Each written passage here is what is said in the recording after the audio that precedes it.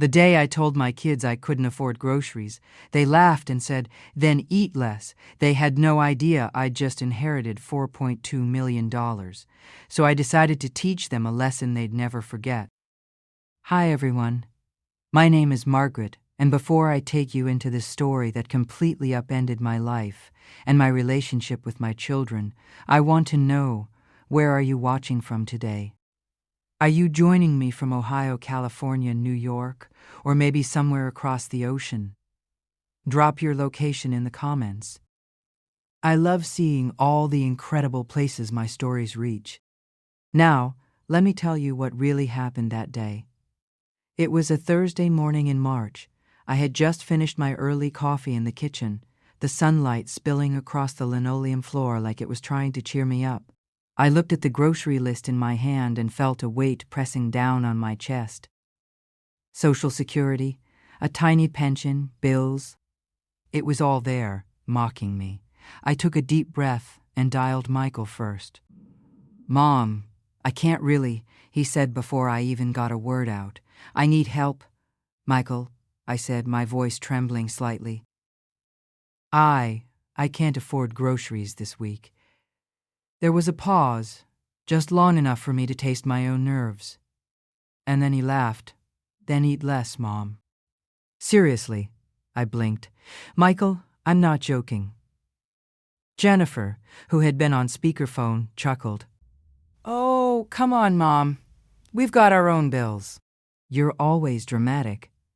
"You don't understand," I whispered, almost to myself. "We're busy, Mom," David interrupted. "Calm but cold." "Figure it out." I closed my eyes for a moment, letting their words hit me. 3 people I had raised, 3 people I had devoted my entire life to, treating me like I was a stranger, asking for pocket change.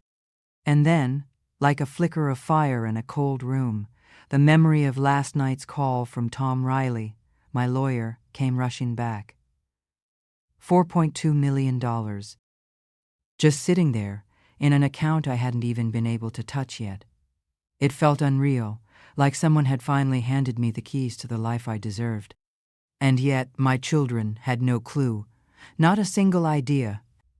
I hung up the phone and sank into my chair. My hands shook, but my mind was already spinning. How long had I let them think they could belittle me? How long had I accepted their arrogance as reality? And then it hit me. Quietly, almost sweetly, I could change the story. I could watch them squirm, feel the shift, and do it with grace. I didn't need to yell, or scream, or make a scene. I just needed patience, planning, and a little bit of strategy. I poured another cup of coffee and whispered to the empty kitchen, "They don't know yet. But soon, they'll remember who their mother really is." Just as I was gathering my thoughts, the doorbell rang. I wasn't expecting anyone.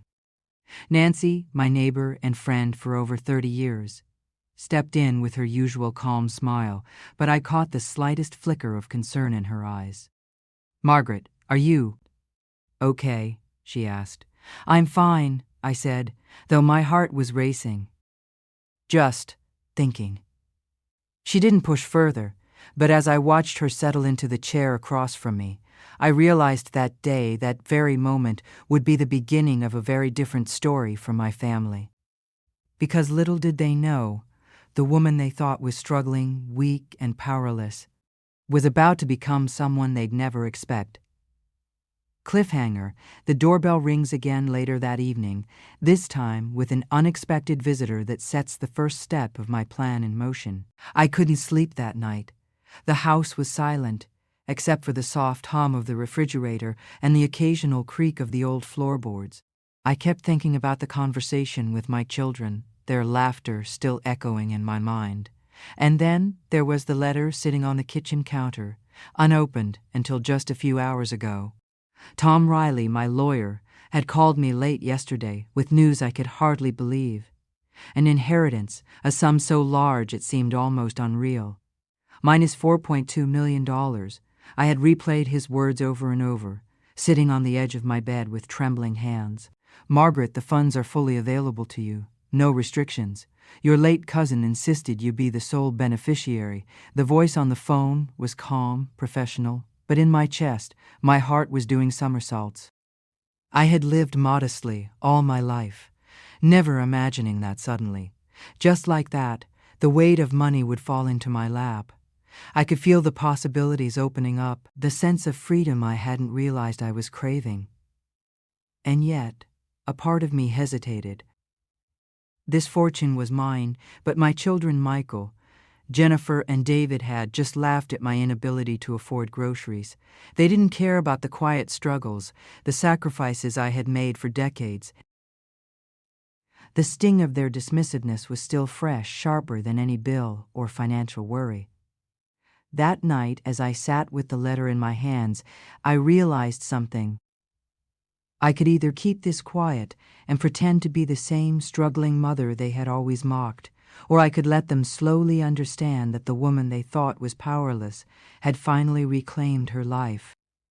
I poured myself another cup of tea, the steam curling in the dim light of the kitchen, and whispered to the empty room, "They don't know. Not yet, but they will." The thought felt almost dangerous, thrilling in a way I hadn't felt in years. I thought of Michael bragging about his newest listing, Jennifer posting pictures of her vacations, David complaining about taxes while his firm raked in profits. All of it seemed suddenly so small, so absurd, compared to what I now held. I opened the letter again, rereading every word carefully, letting the numbers sink in, imagining the accounts, the security, the freedom. This wasn't just money. It was power, quiet and calm, wrapped in the hands of someone who had been underestimated for far too long. And I knew, in that moment, that I had a choice, to continue being invisible or to step into a presence they would never forget. I stood up, feeling the weight of possibility settle over me. The house was still, the night heavy and expectant. I could almost hear the faint echoes of my children's laughter from earlier, a reminder of what had been taken for granted. And as I set the letter down on the counter, I made a promise to myself, soft and deliberate. This fortune would not just be mine, it would teach them the lesson they deserved. Little did they know, the quiet woman they thought they knew was beginning to awaken. And that awakening, patient and deliberate, would change everything. The first step of my plan was already forming in my mind, like a shadow stretching across the kitchen floor, waiting for the right moment to strike. Over the next few days, I found myself watching my children with a mixture of disbelief and a quietly brewing sense of purpose. Michael posted pictures of his new listing, a gleaming suburban home, with floors that looked like glass and a pool that could fit half a football team. Jennifer shared a story about her weekend getaway at some luxury spa, champagne glasses sparkling in the sun, while David bragged about a client dinner at a five-star restaurant. I couldn't help but notice how much they flaunted their lives, completely unaware that the woman they mocked over groceries had suddenly become untouchable. I sipped my coffee slowly, staring out the kitchen window at the small garden my late husband and I had planted decades ago. Every petal of those flowers had been nurtured by my hands, every seed sown with care, and now, after years of invisibility in their eyes, I felt something awaken inside me. A quiet, deliberate spark of revenge, not the loud kind that screams or shouts, but the kind that simmers patient and precise. I called Nancy over that afternoon. She arrived with her usual calm, carrying her knitting basket, but as soon as we sat down in the living room, I could tell she sensed something had shifted. "Margaret," she said softly, "you seem different. More alive." I smiled faintly, letting the words hang in the air. "Maybe I finally am," I replied. I didn't tell her everything, of course. The inheritance was still my secret, my advantage, my leverage. But I shared enough, my frustration with the children, the way they had laughed, dismissed, and belittled me. Nancy nodded, her eyes sympathetic but sharp. "You know," she said, "sometimes the best lessons aren't loud. They're quiet, patient. You have all the time in the world to make them see who you really are." Her words echoed in my mind for the rest of the day. I began noticing small opportunities. Michael boasting about a client who had refused to pay a commission, Jennifer complaining about her coworker taking credit for her work, David rolling his eyes at a colleague over something trivial. Their arrogance, their entitlement, their ignorance, they were all laid bare if you just watched closely. And I did. Every phone call, every casual conversation, every social media post, I studied them, cataloged their weaknesses, and imagined the ways I could turn their arrogance against them. I wasn't angry, not really.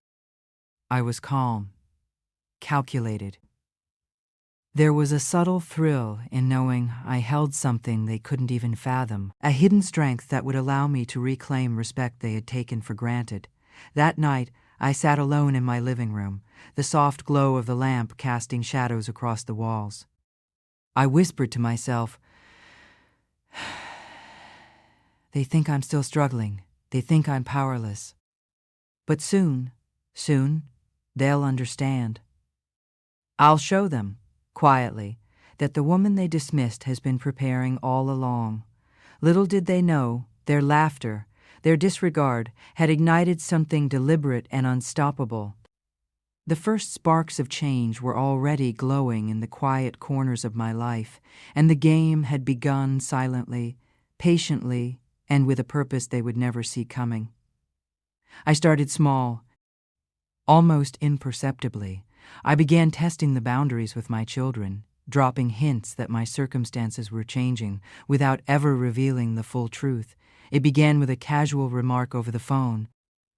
"Oh, I managed to get a little bonus from an old investment," I said to Michael, letting my voice sound light and accidental. He scoffed, as expected. "Really, Mom? Don't tease me," he said, dismissive, as though the idea of me having any advantage at all was absurd. Jennifer chimed in from the other line, her voice sharp. "Mom, if you're trying to impress us, don't. We're busy." Even David, usually more pragmatic and calm, muttered, "Okay, Mom, good for you." Whatever that means, their reactions were almost comical, a mix of disbelief and arrogance.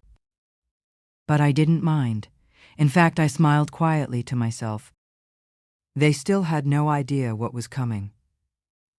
I realized that subtlety was my greatest ally. I began leaving little traces of my new life in places they would notice: an unexpected dinner at a local cafe, a conversation with Nancy about a minor purchase I'd made, or a casual mention of a small but tasteful improvement in the house. Every gesture was measured, deliberate, designed to plant confusion and curiosity, without tipping my hand. Each of their reactions, from dismissive smirks to slightly raised eyebrows, felt like a small victory. One evening, while Michael was over for an impromptu visit, I mentioned a minor renovation I had planned for the living room. "I'm thinking of replacing the old shelves with something more modern," I said casually. Stirring my tea, he raised an eyebrow, glanced around the room, and muttered, "You could have called me." "I know a guy," I smiled inwardly. "Oh, I think I can handle it," I said softly. Jennifer, who had just texted me during the visit, added, "Mom, don't go overboard. You don't want to spend too much." Her words stung not because of the money, but because of the condescension. They all assumed I was still limited, still struggling. They had no idea I was holding a secret that would soon shift the balance completely. Even David, usually the most level-headed, began asking questions. "So, this bonus you mentioned, is it from something serious?" I let a faint smile play on my lips. "Just some old savings. Nothing to worry about," I said, letting the words hang ambiguously, enough to provoke curiosity. They left with their usual confidence intact, thinking I was still powerless. After the door closed, I leaned against it, my heart steady but my mind racing. The first seeds had been planted. Each small, deliberate act, the cafe visit, the renovation mention, the casual hints about money, was a tiny thread weaving into a larger tapestry of surprise and revelation. I knew patience was key. I didn't need to rush. Quiet observation, careful timing, and subtle provocations would make their eventual realization all the more powerful. That night, as I sipped my tea and watched the shadows stretch across the kitchen floor, I whispered to myself, "They still think I'm struggling. They still think I'm small. Soon, very soon, they'll understand that the woman they underestimated has been quietly preparing all along. The seed had been planted, and now it was only a matter of time before it grew into something they could neither ignore nor undo." It was a Saturday morning when I decided to go to the grocery store. Nothing unusual, except that this time I carried with me a quiet sense of purpose. I had rehearsed nothing aloud, but in my mind every interaction was precise. I pushed the cart down the familiar aisles, past the produce and the bakery, feeling the weight of my secret inheritance like a hidden armor beneath my cardigan. I didn't expect to see them there, but there they were, Michael, Jennifer, and David, standing in the middle of the snack aisle debating which brand of chips was more worth the money.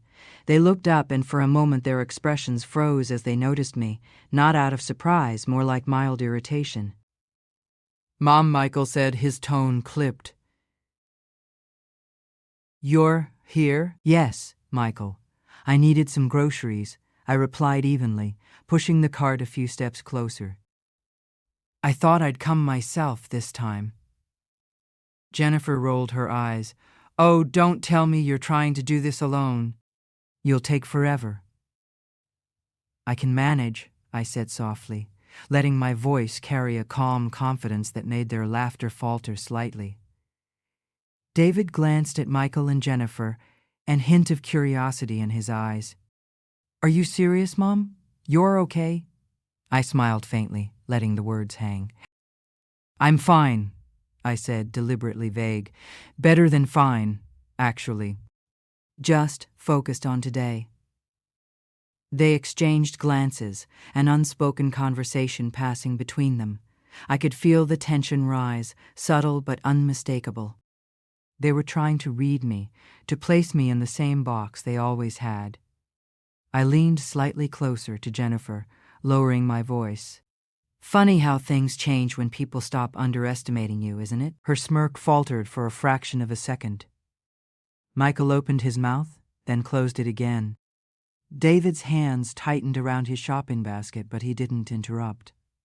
I let the pause stretch, letting the silence do the work. My words could not. Then, as casually as I could, I mentioned a minor luxury I'd acquired, a small, tasteful watch I had picked up the week before. Their expressions changed instantly. Michael blinked, Jennifer's jaw tightened, and David's eyebrows shot up. I said nothing more, just allowed the subtle hint to land, the quiet sting of realization creeping into their consciousness. As I pushed my cart away, I felt a flicker of satisfaction. They had begun to notice. They still didn't know the full story, but the seed of doubt had been planted. My children, who once mocked my inability to buy groceries, were beginning to see a different version of me, one calm, composed, and quietly powerful. Back home, I placed the groceries on the counter and poured myself a cup of tea, feeling a gentle heat of anticipation rise in my chest. This was only the beginning. The first real moment of tension had been created, and I could already imagine the ripple effect. They would underestimate me no longer, but the journey to teaching them the full lesson had only just begun. I sat back in my chair, closing my eyes for a moment. "Patience," I whispered to myself. "Quiet, deliberate patience. They don't know it yet, but the day they do, it will change everything." That afternoon I invited Nancy over. She had been my neighbor for more than 30 years, the one person who knew the rhythm of my life, the small victories and quiet disappointments that had accumulated since Frank passed. She arrived with a small basket of freshly baked muffins, her calm presence filling the living room in the way only a true friend could. I poured her a cup of tea and let the silence stretch a moment before speaking, because I needed her to feel the weight of what I was about to reveal without actually revealing the inheritance itself. They laughed at me. I began softly, staring down at my hands wrapped around the warm cup. Michael, Jennifer, David. They laughed when I said I couldn't afford groceries. They treated me like I didn't matter. My voice wavered, though not from weakness, but from the sting that still lingered. Nancy reached out and touched my hand. "I know, Margaret. I saw the way they acted," she said gently. "But you're stronger than they realize." I sighed, letting the words sink in. I feel like I've been invisible to them for years. Everything I did, everything I sacrificed, it's like none of it mattered. And now, I have something that changes the balance. But I can't just storm in and make a scene. I need to be deliberate. Patient. Nancy nodded, her sharp eyes studying me. "Patience is good. Quiet power is the most dangerous kind," she said. "If you show them too much too soon, they'll just dismiss it. But if you let them believe they're still in control while the reality slowly shifts, they'll have no choice but to notice you, and when they do, it will hit them harder than any argument, any lecture." Her words resonated with me. I had been thinking the same thing, but hearing it aloud, from someone who had always been my confidant, made it real. I explained to her how I had started planting subtle hints, small gestures, casual mentions of minor improvements, tiny displays of independence and taste. The look on her face was a mix of admiration and quiet worry. "Margaret," she said, "this is going to take time. You have to pace it. Let them think they're still in charge while you orchestrate the truth." I nodded, feeling a gentle thrill. I had been underestimated my entire life, and now, with patience and precision, I could quietly show them the strength they had never acknowledged. The thought made my heart race, not with anger, but with a serene, deliberate energy that I hadn't felt in years. As Nancy left that evening, she hugged me tightly. "You'll do it, Margaret. Just remember to be clever. Don't give them any hints that you're aware of their arrogance. Let it unravel naturally." I watched her walk down the quiet suburban street, the last golden light of day brushing against the rooftops. I closed the door, leaned against it, and whispered to myself, "They still think I'm powerless. They still think this is the same mother they mocked. But the truth is already starting to unfold. And soon, everything they've taken for granted will be undone." That night, I sat by the kitchen window, staring at the streetlights flickering on one by one. The quiet tension in the air was exhilarating. Every glance, every gesture, every subtle move I had made was a step toward the reckoning they didn't even know was coming. Patience, observation, precision. The first seeds of subtle, poetic revenge had taken root, and there was no turning back now. The following week, I began to test my children in small, calculated ways, carefully observing how they responded to subtle shifts in my behavior. It started with a simple phone call to Michael. "I was thinking of expanding my little garden," I said casually, letting my voice carry the faintest hint of pride. "Maybe add a few more perennials." He laughed. The same dismissive chuckle I had heard so many times before. "Mom, are you serious?" "You don't need to waste time on that." I let the silence linger, letting him hear my quiet determination through it. "I think I do," I said softly. "It feels necessary."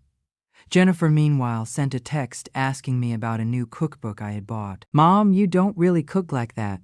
Are you trying to impress someone?" I smiled, typing back, "No, Jennifer. I'm just enjoying myself." The simplicity of the answer, the calm confidence behind it, left her with nothing to mock, and I could sense the slight shift in her tone in the next message. David called the next morning, pretending to inquire about a minor financial matter. "Mom, about your account." "Everything okay?" he asked, careful not to reveal too much.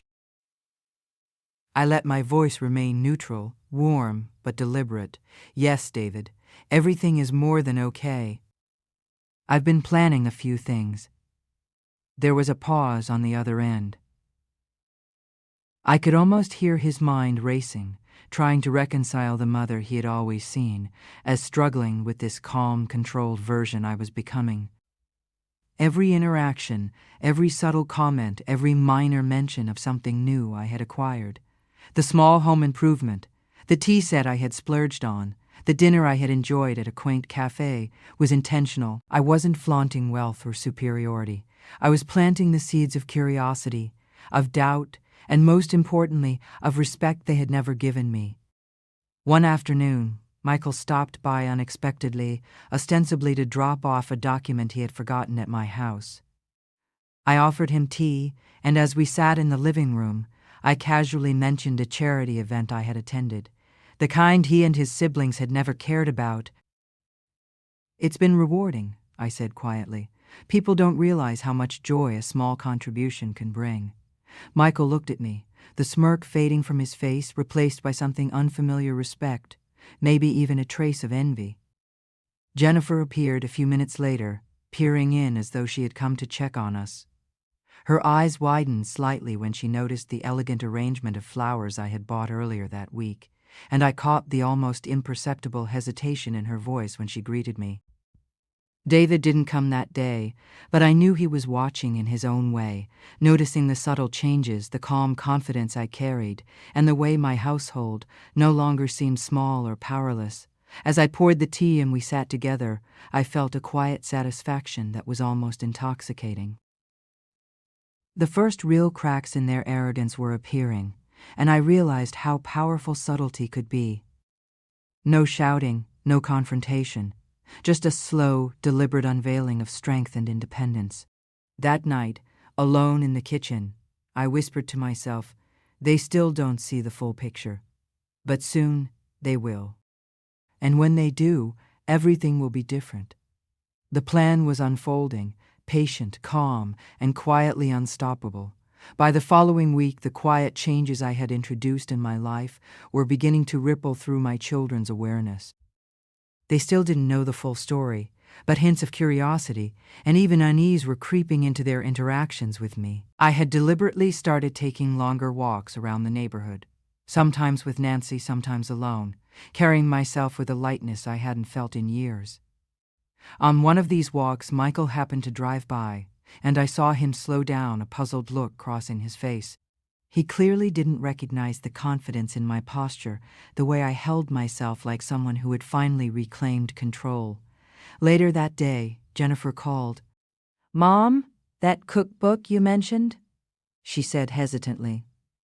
"Did you actually try any of the recipes?" I let a small, deliberate pause stretch before replying. "I did, Jennifer. I even invited a few friends over to taste them." Her response was quiet, almost subdued. The dismissive edge she normally carried was gone, replaced by a flicker of interest that I recognized immediately. David's call came in the evening, ostensibly to talk about work. I mentioned, almost in passing, that I had attended a local art exhibit and had even purchased a small painting for the living room. There was a silence on the other end long enough to be uncomfortable, and then he said, "Mom, you've really been busy." His tone wasn't sarcastic. It was careful, cautious. I realized in that moment how effective subtlety could be. I wasn't flaunting wealth or power. I was showing them, quietly, that I was more than they had ever assumed. Each carefully orchestrated conversation, each minor act of independence, each small personal victory I shared without fanfare was a thread weaving into a larger tapestry of revelation. One evening, I invited Nancy over again. "It's working," I whispered, as she settled into her chair with her usual calm smile. "I can feel it.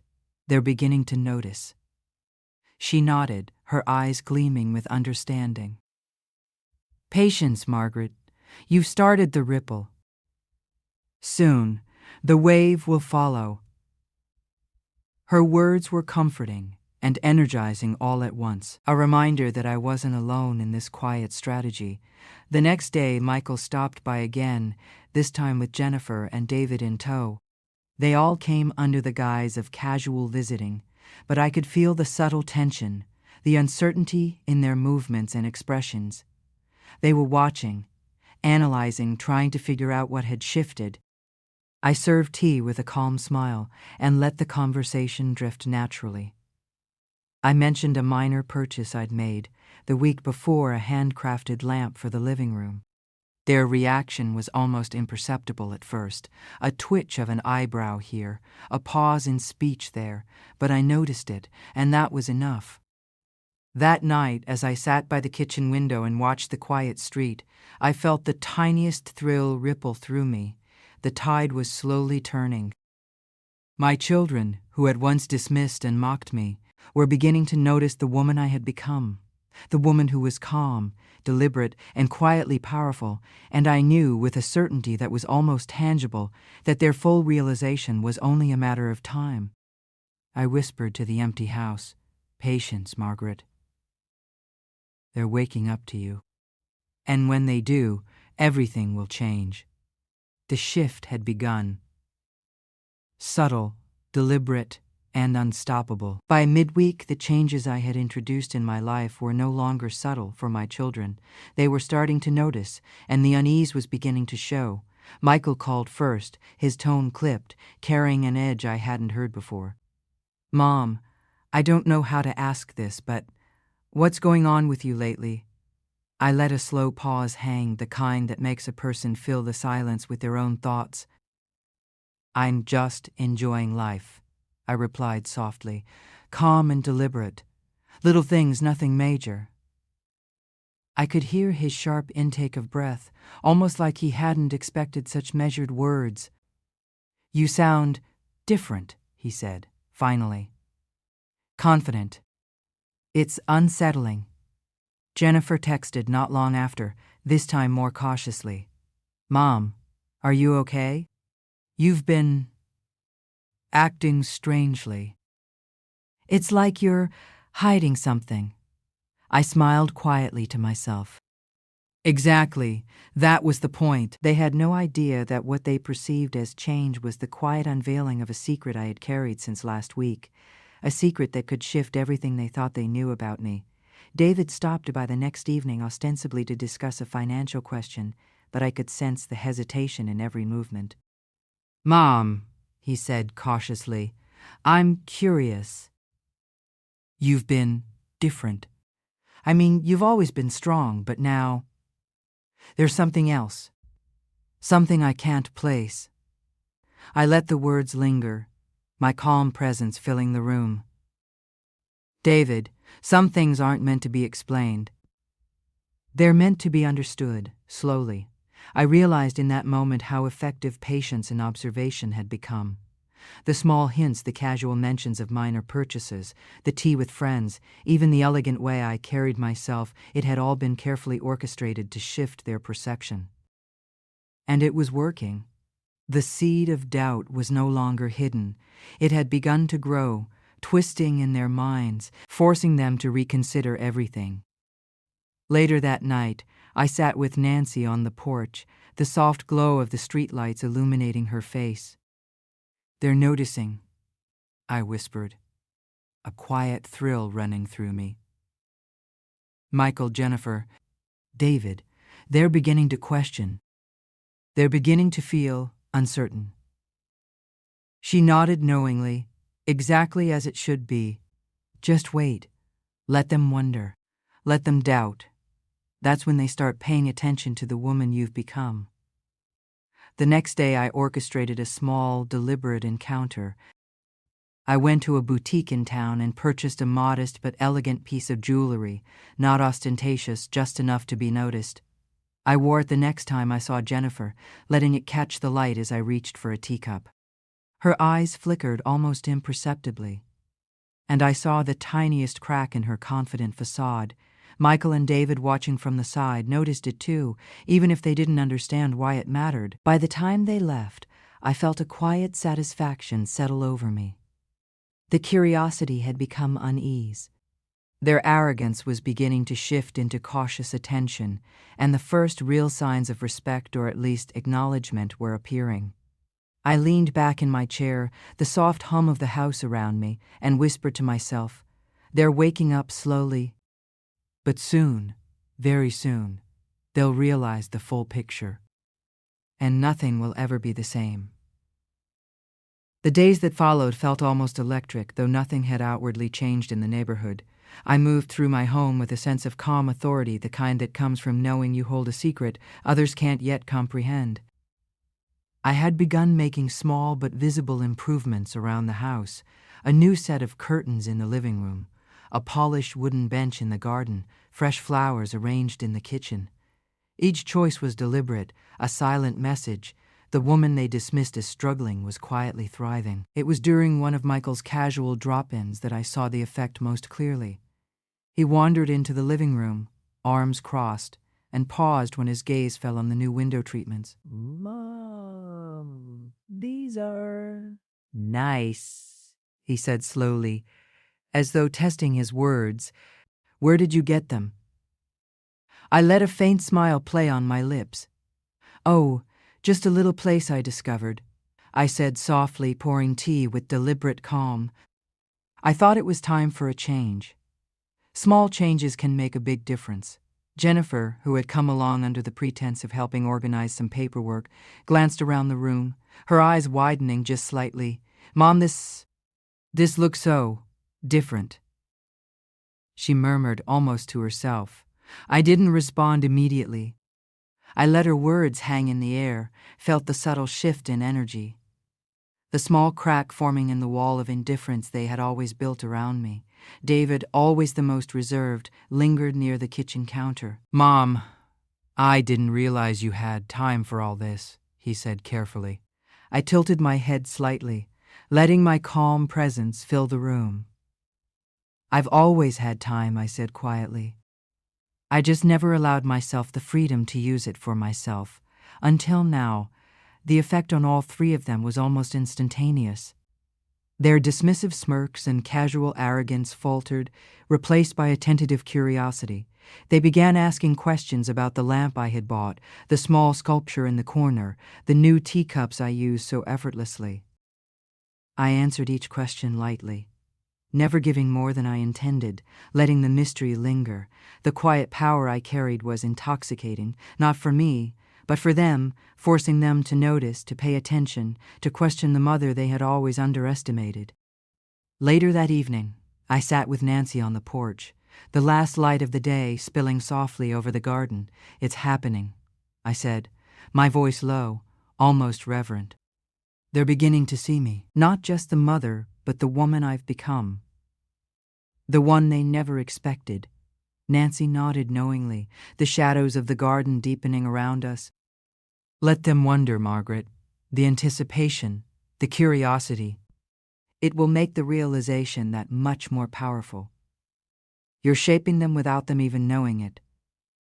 I sipped my tea slowly, letting the quiet warmth seep into my chest. The strategy was working. Each subtle move, each careful display of calm independence had begun to unravel the arrogance they carried so casually. They were noticing, and that, I knew, was only the beginning. As I watched the shadows lengthen across the porch, I whispered to myself, "They still don't know the full story, but soon, very soon, they'll see. And when they do, nothing will ever be the same." I realized that subtlety alone wouldn't be enough forever. My children were beginning to notice, yes, but now it was time to test the waters with a small, deliberate action, something that hinted at my power without ever shouting it. I had discovered a local charity auction, modest yet exclusive, with items that drew attention quietly but meaningfully. I purchased a piece of handcrafted vase and arranged for it to be delivered to my home. It was simple, elegant, and the kind of thing that would catch an observant eye.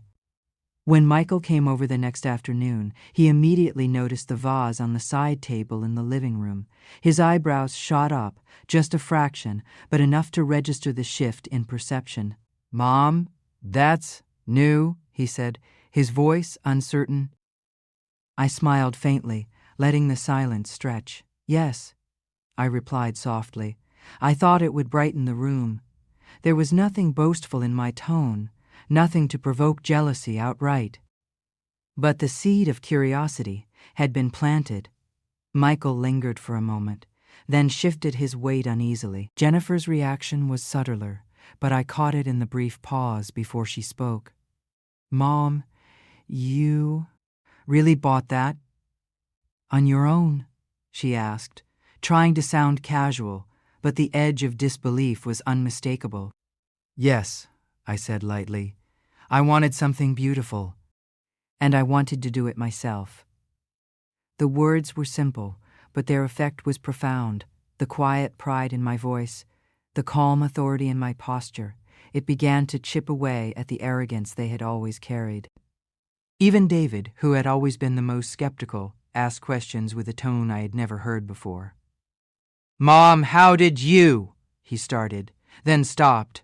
I simply let a soft, knowing smile take the place of an explanation. He left it at that, unsure but clearly intrigued. That evening, I sat alone with Nancy in the living room, the soft lamplight casting shadows across the walls. "They're noticing the first hints of it," I said quietly. "They don't understand, but they're beginning to feel it." Nancy nodded, sipping her tea. "Exactly, Margaret. You're showing them a glimpse, enough to make them question, but not enough for them to grasp it fully. That's the art of it. They'll start to chase it without realizing they're being led." I leaned back in my chair, feeling the warmth of satisfaction spread through me.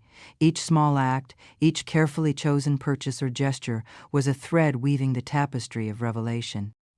I was no longer invisible, and the realization was beginning to dawn on them, subtle, quiet, unnerving. Before bed, I walked through the house, touching the smooth surface of the vase, the polished table, the flowers arranged just so. Everything felt deliberate, purposeful. I whispered to myself, they think they're still in control. They don't see the strategy yet. But soon, they'll understand exactly who I am, and it will change everything. The quiet, patient orchestration of my revenge had begun, and for the first time in years I felt entirely in command, not just of my home, but of their perceptions, their assumptions, and the fragile arrogance that had once held them above me. By the following week, the subtle shifts in my life had begun to provoke real reactions from my children. Michael stopped by unannounced, carrying a file he claimed was work-related, but I could see the hesitation in his movements, the way he glanced around as if measuring the changes in my home and demeanor. "Mom, you've really changed," he said carefully, trying to keep his voice casual, though it betrayed the tension underneath. I smiled faintly, letting the calm authority in my posture do the talking. "I suppose I have," I said softly, as if acknowledging an observation rather than declaring it. "I've been focusing on myself lately." His lips pressed into a thin line, and I caught the flicker of curiosity and unease in his eyes. Jennifer followed a few hours later, ostensibly to borrow a cookbook, but the subtle scrutiny in her gaze told me she was observing, measuring. "Mom, these flowers," she said quietly, pausing at the kitchen counter. "You've arranged them yourself?" I nodded, allowing a faint, satisfied smile to surface. "Yes, Jennifer. I thought it would brighten the room. Little details matter." Her voice carried a trace of disbelief, almost like she couldn't reconcile the mother she had always known with the quietly confident woman before her. "Mom, I didn't realize you had time for this," she admitted, almost stumbling over her words. I let the silence stretch, knowing that the pause carried more weight than any lecture I could give. Later that evening, David appeared at the doorway with a stack of papers, pretending to discuss taxes. But even in his careful, calculated speech, I could sense the subtle tension, the unease that had begun to creep into his thoughts. "Mom, Everything's fine, right? He asked, as if asking permission to acknowledge something he didn't fully understand. I poured a cup of tea, letting the steam rise gently between us. Everything's more than fine, David, I said softly, my voice calm and deliberate. Sometimes it just takes a little time to see the full picture. That night I sat on the porch with Nancy, the shadows of the streetlight dancing across her face. They're noticing more now, I whispered, a thrill of quiet satisfaction coursing through me. Michael, Jennifer, David. They're beginning to pay attention. The arrogance is giving way to uncertainty. Nancy nodded, understanding exactly what I meant. The first cracks are always the most telling, she said. Now, you need to let the tension build naturally. Don't push it. Let them stumble into the awareness themselves. I closed my eyes and inhaled the quiet night air, feeling the pulse of anticipation in my chest. Each small action I had taken, every carefully chosen purchase, every minor improvement, every subtle display of independence, had begun to unsettle them. The subtle seed of doubt had grown into something more tangible, something that made them pause, hesitate, and question. As I went to bed, I whispered to the empty house, "They still think they know me. They still think they have the upper hand, but very soon they'll see the full picture. And when they do, nothing will ever be the same." The quiet, patient orchestration of their awakening was unfolding exactly as I had imagined. The stage was set, the pieces were in place, and the reckoning was approaching, deliberate, calm, and inevitable. It was a quiet Thursday afternoon when the first real signs of awareness fully broke through. Michael had come over under the pretense of borrowing a document, but the tension in his posture told me otherwise. He lingered in the living room longer than necessary, eyes darting to the polished table, the fresh flowers, the subtle changes in the decor that had been unnoticed before. "Mom," he began slowly, almost hesitantly, "I don't know how to say this, but everything looks different. You look different too." I smiled faintly, letting the calmness in my presence do the work. Words couldn't. "I suppose I've just taken better care of myself," I said softly. My voice carried no arrogance, only quiet satisfaction. The effect on him was immediate. The familiar air of superiority he usually carried faltered, replaced by curiosity and a subtle edge of fear of the woman he had underestimated for decades. Jennifer arrived moments later, ostensibly to check on a minor household errand. Her eyes swept across the living room, the kitchen, the new little touches I had made, and for the first time I saw her confidence waver.